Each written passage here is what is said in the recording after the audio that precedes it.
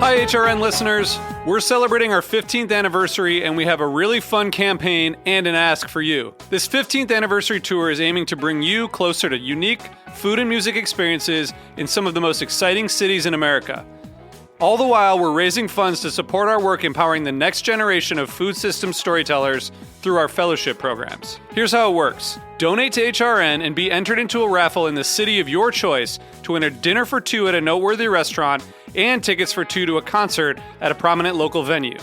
We have incredible partners in New York, Los Angeles, Philadelphia, Nashville, Las Vegas, Charleston, Asheville, and Ardmore, Pennsylvania, who have donated a meal for two and two tickets to a concert of the winner's choice. And all donations help fund our fellowship programs, where we're helping to build essential workforce readiness skills and food system storytelling skills. Check out heritageradionetwork.org/15 to donate and enter to win today. That's heritageradionetwork.org/15. Thank you. You're listening to Heritage Radio Network, broadcasting live from Bushwick, Brooklyn. If you like this program, visit heritageradionetwork.org for thousands more. Hello, Mr. and Mrs. America, from border to border, coast to coast, and all the ships at sea. Streaming live from the County of Kings, Brooklyn, New York City, on the Heritage Radio Network.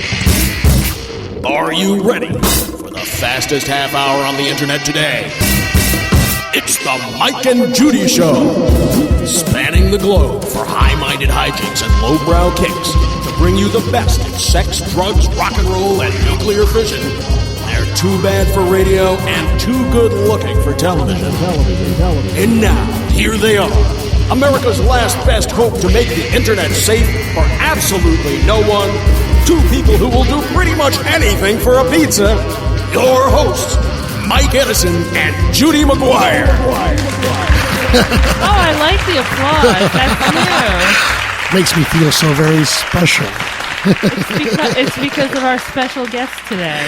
All the way from Los Angeles, we have somebody, such local talent. We're going nationwide. Mike and Judy go nationwide today. Were you a Seinfeld fan, Judy? Yes, I was.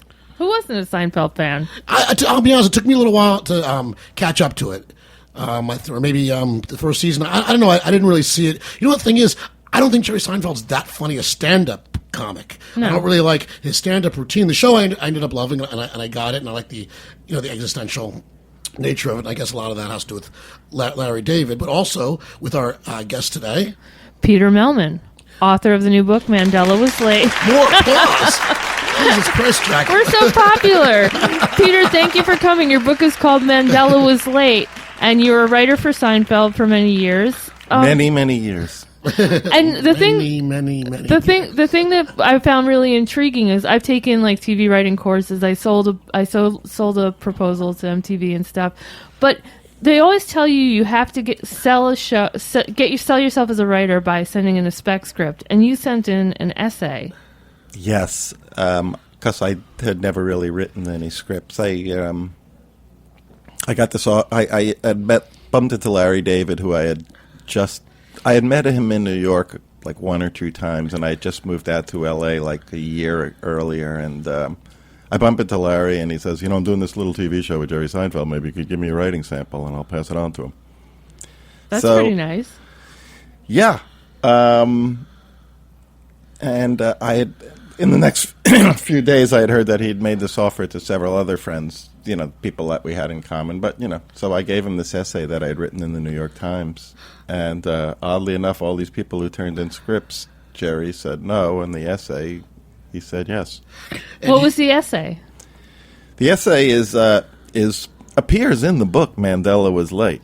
It was a About Men column from the New York Times Magazine. Mm-hmm. Remember they used to have that column in the magazine? It was about a day that I had spent in New York in 1987, where I had just had a breakup with a girlfriend who had been at Yale's business school, and so I was very ungrounded in planning solo weekends.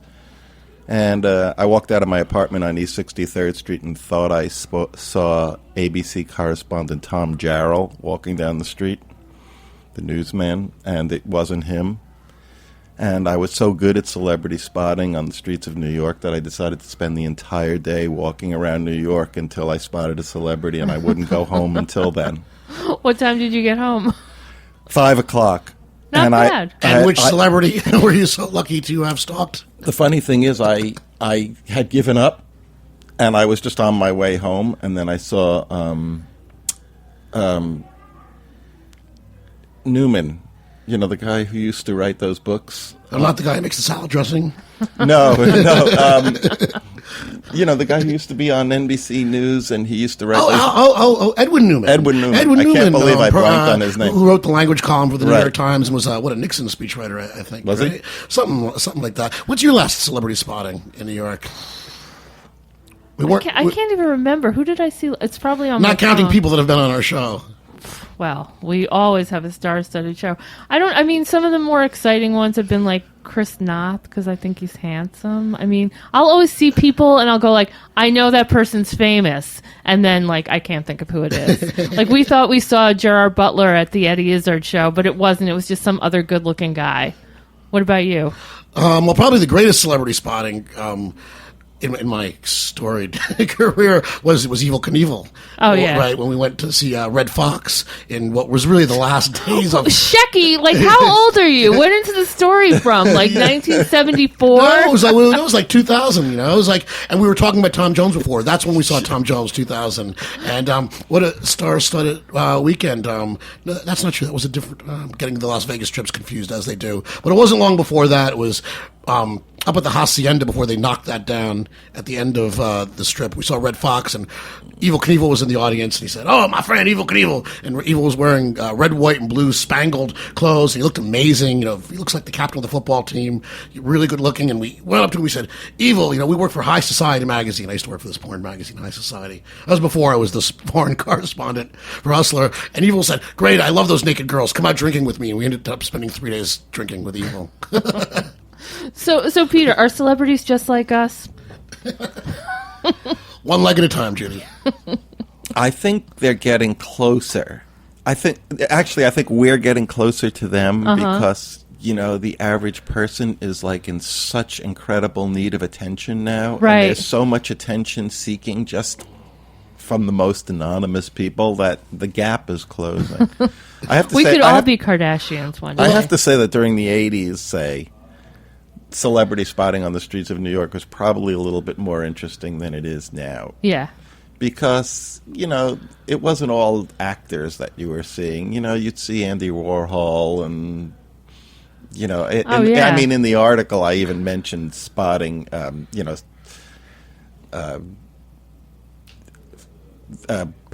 Paley, Grace Paley. Oh, yeah. That's a pretty high-end spot. That's a good spot. And also, it was more special then because the internet, you think celebrities are everywhere because they're always, on your computer and people are taking pictures of their cell phones and stuff. And so, I don't know.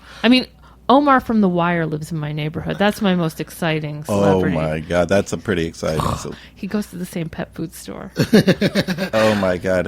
He's like the coolest person in the history of the world. Is he working at all? He's on Boardwalk Empire.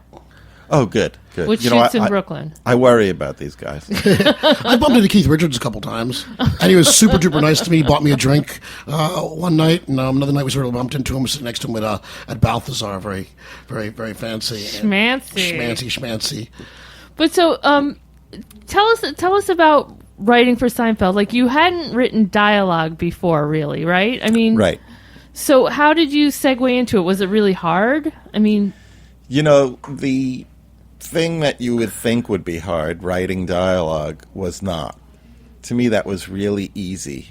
It took me no time to get the voice of the characters because I think I was used to adjusting my own voice because, as freelance magazine writers, if you're writing for, Esquire one day and Elle magazine the next day and Penthouse the next day, you kind of have to adjust your writing voice. Yeah. So that was no problem for me. What was a trouble was, dramatic structure. I didn't know anything about that. I didn't know anything about the story's beginning, middle, ends. And the short time format too. It's not like you have a whole movie to work it out. Right, but 20 minutes. Well, for Seinfeld, a show that is famously about nothing, the script seemed very, very tight. I mean, they sort of double back on themselves. In a way that's very clever. It's obviously very well crafted, and it's not. It's not a slice of life. I mean, it's very complex. It's a chess game. It seems every episode. Yeah, that kind of developed over time. I mean, if you're on the writing staff of the show, you were always kind of like one or two steps behind Larry's creative growth. So, once he hit upon that thing about how all the stories were interconnecting, and in the beginning, Kramer barely ever had any stories. So, it just got more and more complicated and, very, very dense. And I think you see it now too in Larry David's show, where something that happens, almost so casually at the beginning of the show, he drops a piece of candy in the doctor's office, comes back to bite him in the ass by the end of the show. Yeah. It's funny. That's why I actually have trouble enjoying the show, because I just see it all happening ahead of time. It's like there's a big problem with knowing too much, especially when you're in LA, when you're in the show business at all in LA, and everybody you're sitting, is, right? Yeah, well, most people, yeah. I mean, but you're sitting there in the movie theater and you're going, oh, that line was looped. That wasn't in the original, and then you're sitting there going, oh, you see all the tricks and everything like that. It really makes it hard to enjoy anything. That's sad, actually. It is sad. It's sad because it's like, if I were a doctor and I could no longer enjoy sex. Just no one be, no, you're not buying that? You're not buying that? The analogy part of the SATs, that must have been rough. You just know what's going on. You're too close to it. You seem to have taken the mystery out of it, is what I'm trying to say. Right. The wonder out of it. You peek behind the wizard's curtain. Exactly. But you still enjoy sex. Very much. With girls. Okay, just to clarify. Well, we clarified that. Thank you, Mike. But I'm not the kind of guy who would go to a magic show and say, oh, that rabbit was in the guy's hat before the show started, because to me that's not why I go to the show. I do go to be amazed, and and I do go to the movies to say, wow. I don't want to be cynical. I don't want to say, oh, those dinosaurs aren't real. I just want to kind of buy into the whole thing. I mean, I'm a professional wrestling fan, so I'm highly trained in the art of suspending disbelief. Yeah, you definitely want to buy in, and it just gets harder and harder. And now it's like, you get to the point where in LA, at least, there are only 3 movie theaters that you even want to go to. You mean in terms of programming, or in terms of just like the awful environment that in terms of the environment, corporate movie going, in terms of also sitting there through 35 trailers. Oh, what a fucking buzzkill! Worse than that, the fucking commercials, the Sprite commercial, is enough to make me want to leap off the building.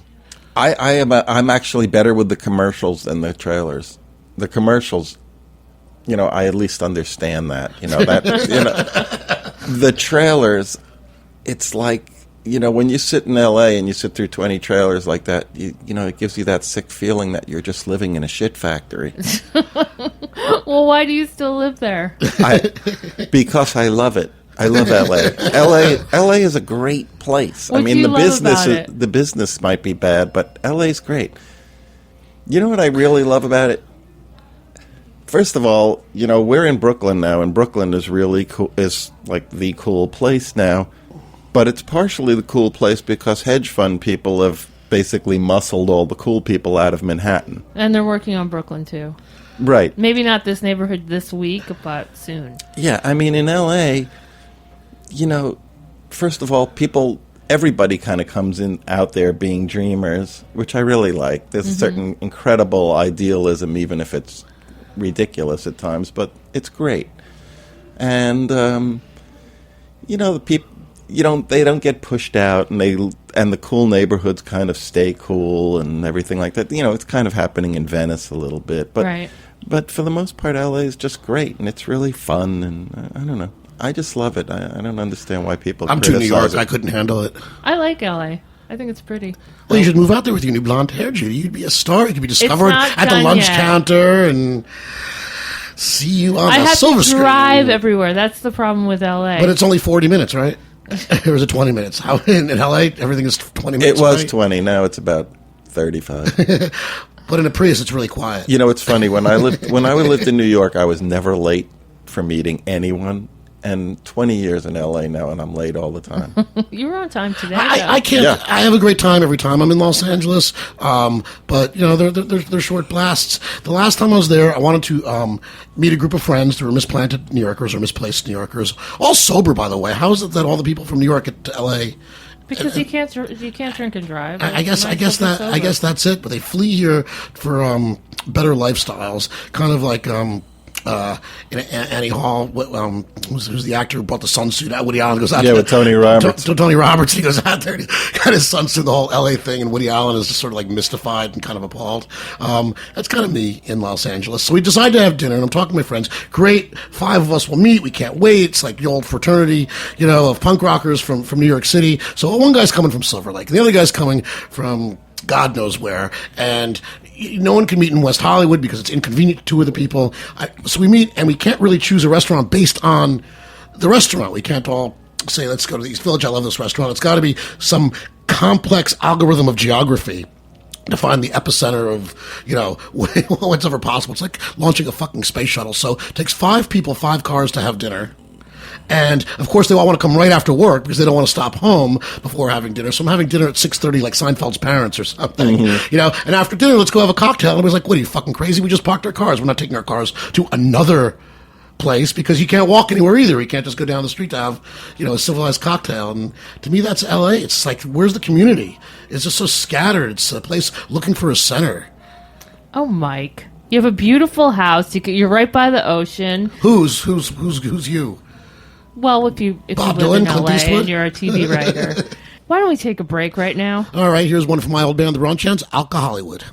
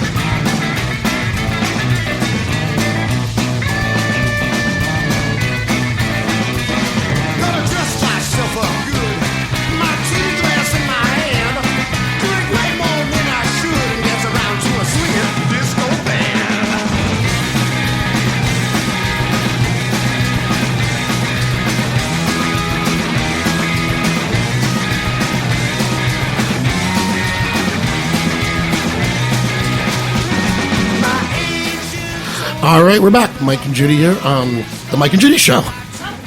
Here we are.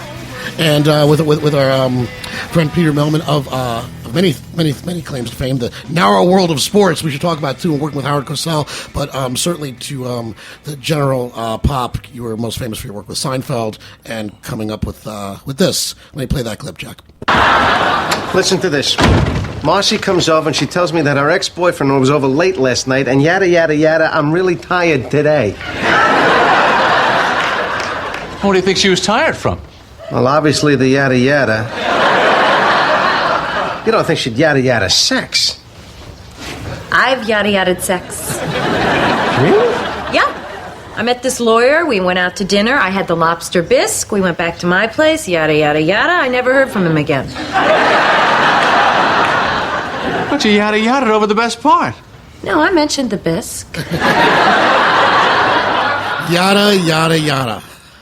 One of the things I loved was the sponge-worthy, because sponges were like really horrible for most women. They were like burning little. Sorry, Mike. After our placenta show a couple weeks ago, I shouldn't even go into vaginas, but like So many people, but eventually I will. So please. So many people were allergic to them, but it was very cute because it was kind of like, oh my God, where'd they go? And you coined Spongeworthy. So demystify it for us. Who was this woman? The Spongespiration. You know what? It's funny. When I was in New York, there was a girl who was a friend of a girlfriend the friend was gorgeous, and I noticed that she had these sponges. Like a whole closet full of them? No, but just sitting on the desk. And, it was just like, oh, man. But I'm with the wrong girl. And then, 8 years later, I'm driving in L.A. during Seinfeld, and I hear that the Today Sponge is going out of business. Uh-huh. And that at the time was like a gift from the heavens, because immediately you can think 4 beats. What if Elaine was a real big sponge buyer? So now she hears that they're going out of business, so she buys the entire West Side up. And then but she only gets a finite number, so she has to completely change her screening system for who she sleeps with. I understand Kasparov works the same way. Yeah. I mean, 4 moves ahead. Believe me, that is when you're writing comedy gold, Jerry. When you're writing for Seinfeld, that is just what you live for. Now, Judy, you're an expert in how not to date. Mm-hmm. Seinfeld has got to be sort of like the Bible of how not to date. George was the best example of how not to date, how not to do everything, really. But Jerry too. I mean, how many girls did Jerry break up with or sleep with on that show over the run? Well, it turns out that dating stories were great. Dating stories were always good, and I happen to have come up with, I just saw tons of possibilities in them. So, were you a bad dater? Are you a bad dater? Do you remain a bad dater? I think I sometimes can be great, but most times I have some. I don't know. I enjoy it though. I enjoy it. I like the whole game of it all. And here's the difference between Peter and me. He writes for Seinfeld about his dates, and I end up in penthouse letters. So it really is an American tragedy.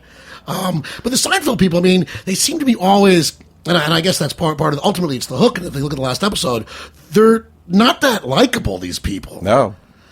Right? I love that. I love it. I know it gets a lot of crap, but I like girls for that reason. The characters are kind of unlikable. Yeah. I love girls.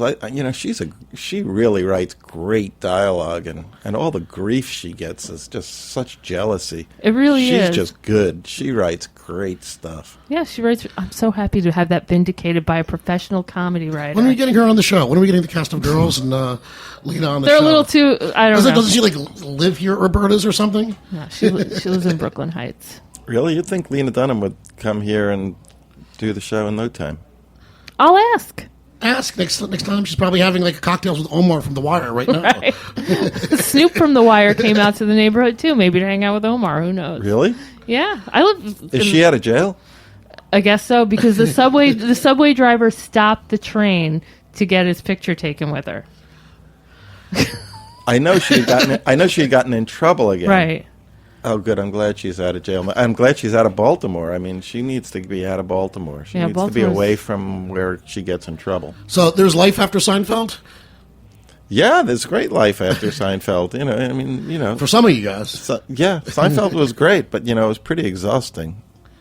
And it's funny. Seinfeld has replaced college for me in a weird way. You know how, you have that dream about having missed every class, at the end of a semester.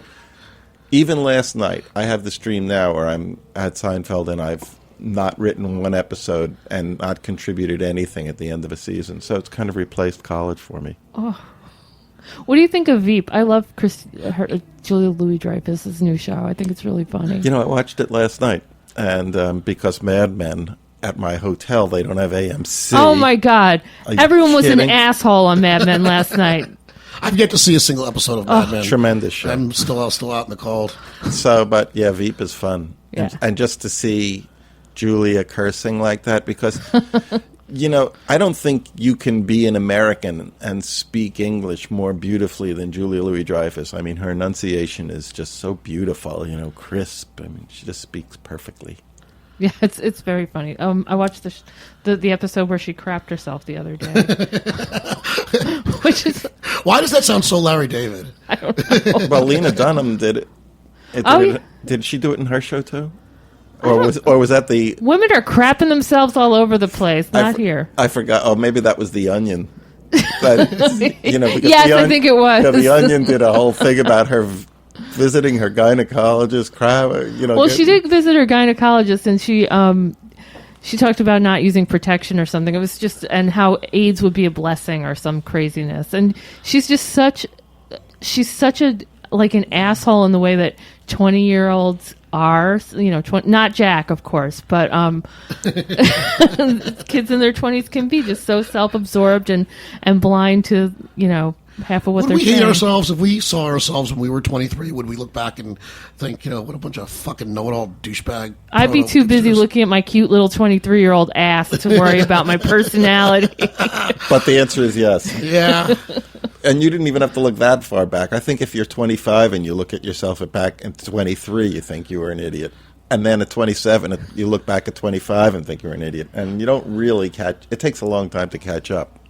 And then you just know you're an idiot going through life, and it's fine right. once you accept that. Once you accept that, life gets so much better. It is so funny that's like the biggest thing about growing up is realizing how little you know and how stupid you are. Once a day, you should come to the conclusion that you're an idiot. Mm-hmm. That's very Jewish.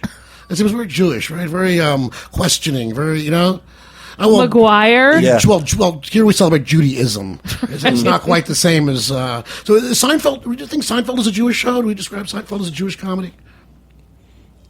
I know Jews would like to claim it as a Jewish comedy. Jews want to claim every fucking thing. Yeah. I just write, we started punk rock. It's like, enough. Haven't you done enough? Like Jews and lesbians, they want to claim everything as their own.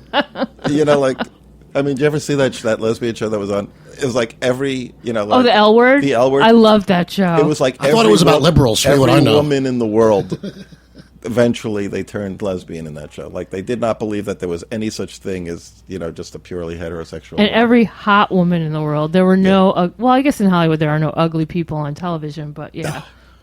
And Jennifer Beals is kind of an old friend, and I was like, wow, you're really doing that show? And she goes, hell yeah. Oh, it was the best show. I watched every episode. Anyway, I think we're... So was Seinfeld Jewish? We kind of skirted that. I know you say Jews like to think so, and I mean, as a Jewish guy and a guy who loves Jewish comedy, and and growing up with Sid Caesar and the people that were writing, on his show were my heroes, and everything from the Marx Brothers and Three Stooges to Woody Allen and and Joan Rivers and all these great Jewish comedians. Obviously it's a touchstone there. There's something there. Jerry is obviously Jewish, not storyline Jewish, but real life Jerry Seinfeld. I would say it had a strong Jewish sensibility. And Larry a strong certainly New York feels it. sensibility, really, I thought. And the funny thing, yes, but the funny thing is, if you looked at your 10 top favorite episodes, and they could have taken place in almost any other city. It was more about social manners and things like that than it was about specifically New York. It's true. And back in the day when Seinfeld was just starting, and I was recognizing it, as having some sort of, Jewish, vibe to it. People I knew who were just new to New York and weren't immersed in the culture, didn't get that there was anything Jewish about. Like, what are you talking about? They didn't understand any of what might be considered, a Jewish comic sensibility. But remember what Lenny Bruce said: if you're in New York, you're Jewish. Yeah. Even if you're black, even if you're Puerto Rican, if you're in New York, you're Jewish. Yeah. Even if your name is McGuire. And again, that's Judaism. I have written a bar mitzvah movie, several bar mitzvah speeches. I am... There you go. That could have been a Seinfeld episode. I'm Jewish by paycheck. That's what you want to be. Once again, it's been the fastest 30 minutes on the internet today. Peter, where can we find you and get your book? Well, Mandela Was Late is on Amazon in both e-book and paperback, and it's got a whole bunch of essays and even my doodles. Oh, I was wondering who did the art, because I was going through it really quickly. Do you have a website? I do. pmehlman.com. PMEHLMAN.com. And do you have any other promotional events? Well, I'm going to be on Joy Behar's show tomorrow. She's an old friend. That's nice. Big. That's huge. Yeah. Who are our guests with GMA, the Today Show, Joy Behar? That's not the, what's that show? The View. The View, is that her show? No, she's got her own show. The Coffee Clutch, whatever that fucking thing is called. She doesn't have the horrible Republican on this What show. happened to daytime TV? I used to want to stay home from school and be sick to watch daytime television, but that's, I guess, when there was a golden age of game shows. Yeah, I want to watch Concentration. Right, and Leave It to Beaver. Yes, Shecky, leave it to Beaver. All right, next time come back. Please, let's talk about Howard Cosell, because I'm absolutely fascinated about that part of your career, too. That was fun. All right, well, thank you so much for coming to visit us, and pmehlman.com, right? Yes. For Mike, Judy, and Peter Mehlman, and Jack Inslee, Engineer of the Stars, I'm here on the Heritage Radio Network. It's Mike and Judy. We'll see you next week.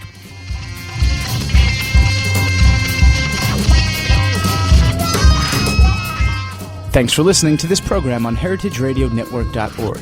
You can find all of our archived programs on our website or as podcasts in the iTunes Store by searching Heritage Radio Network.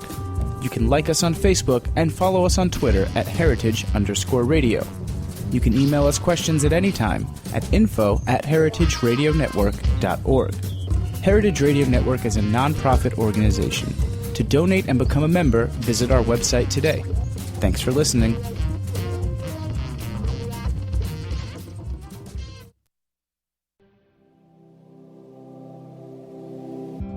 Hey there, I'm Lee Ullman here with some big news from the National Young Farmers Coalition. We're partnering with Heritage Radio Network on a special season of The Farm Report. It's all about what's happening with the Farm Bill and how it impacts farmers and eaters. I am growing diversified vegetables on land that's been in our family for 150 years.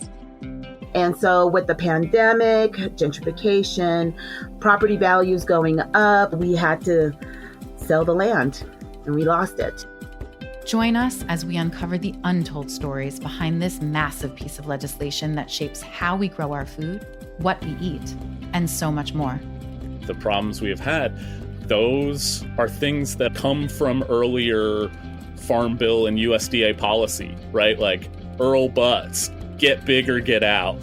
It's my responsibility to know not only what I'm eating, but then how that all came to be.